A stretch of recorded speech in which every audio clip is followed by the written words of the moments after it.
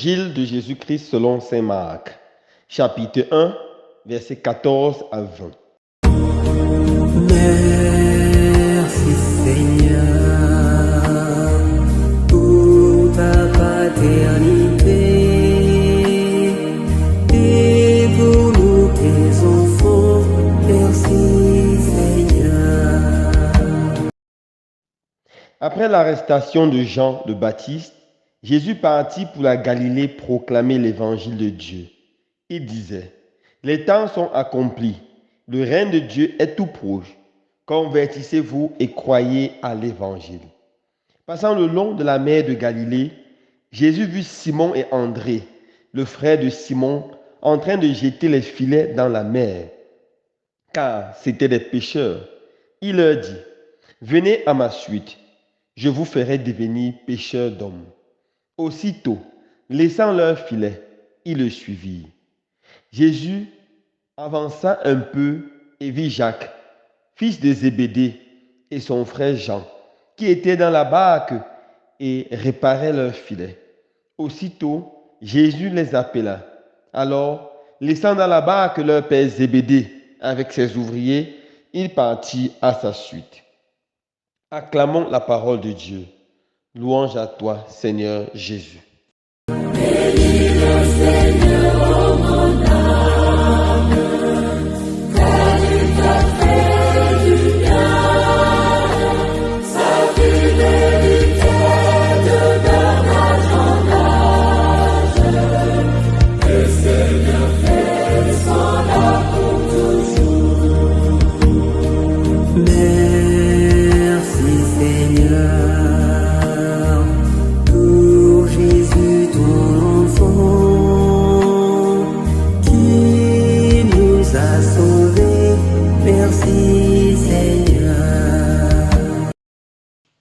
Frères et sœurs bien-aimés, en ce jour, la Sainte Église, notre Mère, nous invite à célébrer le 3e dimanche du temps ordinaire. Et nous célébrons aussi avec grande joie le dimanche de la parole de Dieu. En effet, le 30 septembre 2019, le pape François a sorti un document très important sous forme de motu proprio. Motu proprio, c'est un mouvement que le pape sort souvent dans l'église quand il y a une situation assez sérieuse qui a besoin de l'attention du pape en tant que pasteur de l'église universelle, en tant que berger du peuple de Dieu et vicaire du Christ. Et ce document motu proprio était intitulé Aperuit Illis. Il ouvrit leur intelligence aux Écritures. Luc chapitre 24, verset 45. Et dans ce document, le pape a institué de façon formelle et définitive le dimanche de la parole de Dieu. Au numéro 3, nous pouvons lire. J'établis donc que le 3e dimanche du temps ordinaire soit consacré à la célébration, à la réflexion et à la proclamation de la parole de Dieu. Par ces paroles, le pape, en tant que vicaire du et pasteur de l'Église universelle, établit définitivement le dimanche de la parole de Dieu. Alors nous pouvons nous poser la question d'entrée de jeu. Pourquoi le pape a-t-il institué un dimanche de la parole de Dieu? La réponse est très simple. 50 ans après le Concile Vatican II, le pape se rend compte que beaucoup de chrétiens restent encore étrangers aux Saintes Écritures. Beaucoup de chrétiens catholiques n'ont pas de Bible. Beaucoup de chrétiens catholiques, même ceux qui ont la Bible, l'ouvrent rarement et ne la lisent pas attentivement.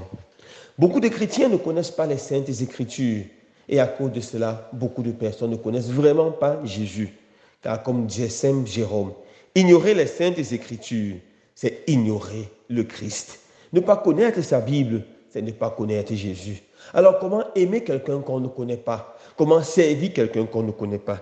Il est nécessaire pour tous les chrétiens de découvrir la grandeur, la beauté des Saintes Écritures, d'avoir leur Bible, de la méditer régulièrement. Dans l'évangile que nous venons d'écouter, Jésus commence son ministère public et il proclame ceci. Convertissez-vous, convertissez-vous, convertissez-vous, car le royaume des cieux est tout proche. J'aimerais, mes frères et sœurs bien-aimés, en ce dimanche de la parole de Dieu, méditer sur la conversion de notre attitude par rapport à la Sainte Bible, par rapport aux Saintes Écritures. Tout d'abord, qu'est-ce que c'est que la Bible? La Bible c'est le livre qui contient la parole de Dieu. C'est un livre inspiré par l'Esprit Saint, écrit par des hommes sacrés, sous l'inspiration de l'Esprit Saint, avec pour seul but de nous transmettre la foi en Dieu le Père, le Fils et l'Esprit Saint, et nous inviter à vivre selon cette foi et ainsi à parvenir au salut éternel. Voilà la Bible. Et nous devons savoir que la Bible est nécessaire. La méditation des Saintes Écritures est nécessaire pour notre salut. Quand je parle de conversion par rapport à notre attitude avec la Bible, il s'agit de quoi, mes frères et sœurs bien-aimés? Premièrement, honnêtement, lorsqu'on regarde notre vie ou notre expérience spirituelle, nous nous rendons compte que beaucoup de chrétiens catholiques ne lisent pas la Bible. Nous nous rendons compte que beaucoup ne possèdent même pas une Bible. Quand vous posez souvent la question à certains, pourquoi est-ce que tu n'as pas la Bible? Ils disent c'est cher. Alors qu'une Bible coûte 3 000 francs, 4 000 francs, 5 000 francs ou 6 000 francs ou plus. Mais beaucoup de personnes ont des habits extrêmement chers. Des téléphones Android, des derniers cris coûtent des centaines de mille. Est-ce que c'est vraiment que la Bible coûte cher ou est-ce que nous n'avons pas d'intérêt dans la Bible? Beaucoup de personnes font des dépenses souvent extraordinaires, extravagantes dans l'achat des mèches, des chaussures et beaucoup d'autres choses. On n'est pas capable de nous procurer une Bible. Voilà un faux prétexte. Nous devons nous convertir par rapport à cela et chacun se développe pour avoir une Bible rapidement. Deuxièmement, certains disent que je ne lis pas la Bible parce que je n'ai pas le temps. Nous devons aussi nous convertir par rapport à cette mauvaise attitude. Qui peut oser dire qu'il n'a pas le temps? Qui peut oser prétendre qu'il est tellement occupé? Mes frères et sœurs, arrêtons-nous et regardons un peu une de nos journées de façon honnête et regardons si vraiment nous n'avons pas de temps. Quelle quantité de temps nous perdons à faire des choses inutiles? Par exemple, notre téléphone. Combien est-ce que le téléphone nous prend du temps chaque jour? Nous passons souvent des heures et des heures sur WhatsApp à regarder les statuts les uns des autres à longueur de journée, à poster des statuts. Nous passons souvent des heures et des heures sur Facebook, YouTube, à voir des vidéos, souvent sans sens, souvent même à visiter des sites inappropriés. Et nous perdons du temps. Nous passons souvent du temps, des longs moments devant la télévision. Nous passons souvent des heures à voir des matchs de football, à regarder des séries télévisées sur WhatsApp, des séries télévisées sur Novella et bien d'autres choses. Et après, nous osons prétendre que nous n'avons pas le temps. Ce n'est pas que nous n'avons pas le temps. Nous avons tous du temps. Certains prennent aussi des longues heures à causer, à taper des commentaires, comme les jeunes aiment souvent le dire entre eux. Mais on n'a pas le temps pour la parole de Dieu. Nous devons nous convertir par rapport à cela, mes frères et sœurs bien-aimés, et apprendre à trouver le temps pour Dieu. Il est nécessaire, il est absolument nécessaire pour notre salut de trouver le temps pour ouvrir notre Bible, pour la méditer. Par exemple, quelqu'un peut prendre la décision que chaque jour, je vais commencer ma journée en lisant un bout de la parole de Dieu, en lisant un chapitre de la Bible. Ça te prendra moins de 10 minutes par jour. Tu te lèves le matin, avant d'entrer dans le bruit, avant d'entrer dans les préoccupations de la journée, tu fais ton signe de croix, tu invoques l'Esprit Saint et tu lis calmement, posément un chapitre. Si tu commences par exemple par l'évangile de Marc, qui est très simple et très facile à lire, en 2 semaines tu l'auras fini, car l'évangile de Marc n'a que 16 chapitres. Si tu commences par l'évangile de Luc, en 21 jours tu auras fini, c'est-à-dire en 3 semaines, car il n'a que 21 chapitres. Si tu commences car il n'a que 24 chapitres. Si tu commences par l'évangile de Matthieu, en 28 jours, tu auras fini. En un mois, tu auras fini, car il n'a que 28 chapitres. Mes frères et sœurs bien-aimés, nous devons apprendre à lire la Bible. Et ça va être une source de grande bénédiction pour nous. Nous devons, frères et sœurs bien-aimés, sacrifier un peu du temps que nous perdons inutilement pour consacrer ça à l'étude de la Bible, de la parole de Dieu. La parole de Dieu est tellement efficace qu'elle peut nous sauver concrètement la vie, qu'elle peut nous faire garder notre foi. J'ai lu avec beaucoup de joie dans un livre l'histoire des vieux chrétiens de Nagasaki. Ces chrétiens ont fait l'expérience du Seigneur il y a plusieurs siècles. Et ils suivaient fidèlement le Seigneur. Puis la grande persécution a commencé. Ils ont été violemment massacrés. Les prêtres et les missionnaires ont été tués. Et ces chrétiens se sont ces chrétiens avaient presque disparu, mais continuaient à exister dans le secret. Le seul instrument qu'ils avaient et qui entretenait leur foi, c'était la Bible, qu'ils conservaient jalousement. Ils se rassemblaient en cachette et en secret, méditaient les saintes écritures. Et 3 siècles après, lorsque la personne était terminée, et que Matteo Ricci arrive, et que les missionnaires arrivent au Japon, ils commencent à prêcher l'évangile. Et un monsieur très âgé s'approche d'eux et leur pose 3 questions. Première question, il leur demande, pour vous, c'est quoi la Bible? Et les missionnaires répondent, c'est le livre qui contient la parole de Dieu, c'est la parole de Jésus. Le monsieur pose la deuxième question. Pour vous, c'est qui le pape? Il répond, le pape, c'est notre père, c'est le vicaire du Christ, c'est le chef de notre église. Et il pose la troisième question. Pour vous, c'est qui la Vierge Marie? Et ils disent, la Vierge Marie, c'est notre mère. C'est la mère de Jésus, c'est la mère de toute l'église.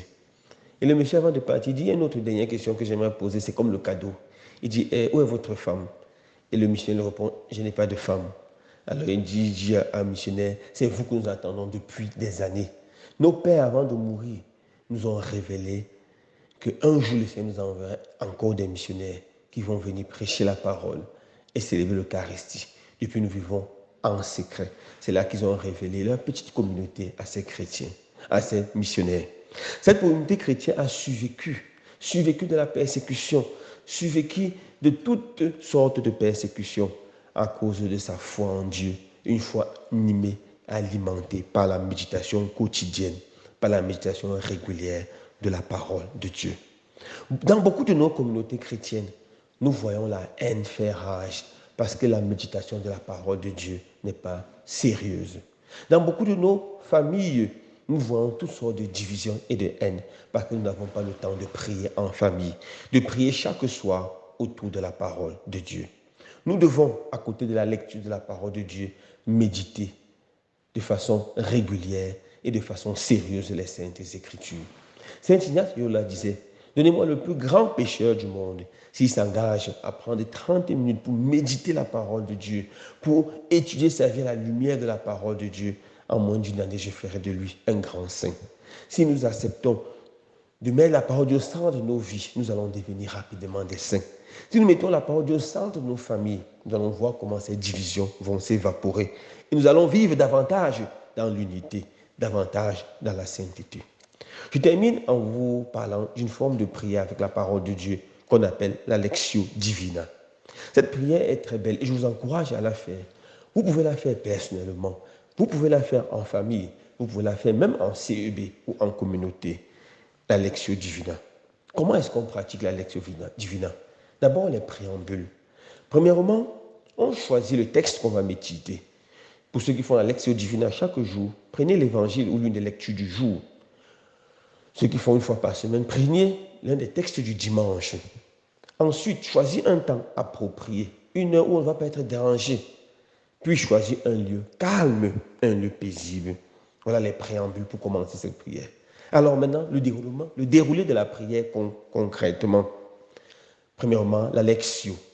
Prendre un temps pour invoquer le Saint-Esprit. Car l'Esprit Saint, c'est l'auteur des Saintes Écritures. Après avoir invoqué l'Esprit Saint, soit par un chant, soit par une prière, ouvrir sa Bible et lire posément un texte, le texte choisi. On peut le relire une deuxième fois, une troisième fois, très posément. Ça, c'est la lectio ou la lecture. Après avoir lu, on passe à la deuxième étape qui est la méditation. En latin, méditatio. Pendant cette étape, on doit se poser la question, Seigneur, qu'est-ce que tu dis dans ce texte? Et qu'est-ce que ce texte me dit? Qu'est-ce que tu dis à ton serviteur que je suis? Et là, nous pouvons fermer les yeux quelques instants et réfléchir sur le sens du texte et sur ce que le texte nous dit, ce que le texte me dit, ce que le texte dit à mon âme.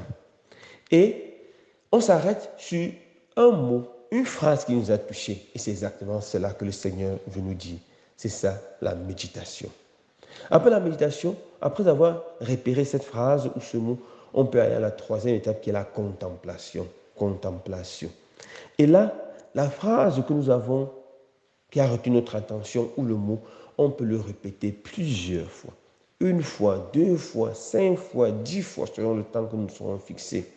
Si bien qu'on laisse cette parole entrer dans notre cœur. Ça, c'est la contemplation.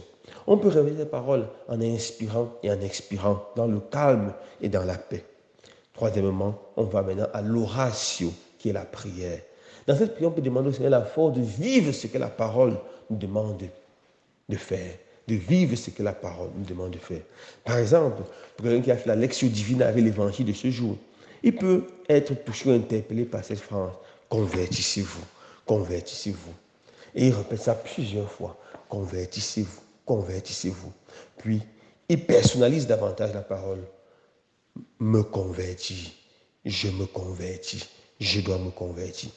Puis maintenant, il va réfléchir et demander quel aspect de ma vie le Seigneur veut que je change, quelle est la conversion à laquelle le Seigneur m'appelle aujourd'hui. Là, il aura identifié ce que le Seigneur lui dit personnellement. Et dans la prière, il va demander au Seigneur la force de l'Esprit Saint pour pouvoir vivre cette conversion. Et la dernière étape, c'est l'action. L'action, c'est prendre une décision, une action concrète qui va nous aider à vivre la parole. Peut-être si c'était sur la conversion, on prend une décision concrète qui va nous aider à nous convertir. Peut-être la conversion, c'était par rapport à notre utilisation du téléphone. On pourra peut-être prendre la décision que de telle heure à telle heure, j'éteins mon téléphone, ou de telle heure à telle heure, je fais ceci par rapport à mon téléphone. Voilà ce qu'on appelle l'action. Avec cette prière, mes frères et sœurs bien-aimés, la parole de Dieu ne va jamais être pour nous une lettre morte, mais elle va être ce qu'elle est, une parole vivante, une parole qui nous donne la vie et une parole qui nous appelle à faire chaque jour davantage l'espérance de l'amour de Dieu. En ce dimanche de la parole de Dieu, mes frères et sœurs bien-aimés, prions le Seigneur, demandons-lui de donner la grâce de tomber amoureux des Saintes Écritures, d'aimer la Bible, de la lire, de la méditer quotidiennement, de l'étudier avec assiduité et de prier avec elle. Ainsi, nous verrons tous comment nous allons avancer en pas de géant sur le chemin de la sainteté. Loué soit Jésus-Christ.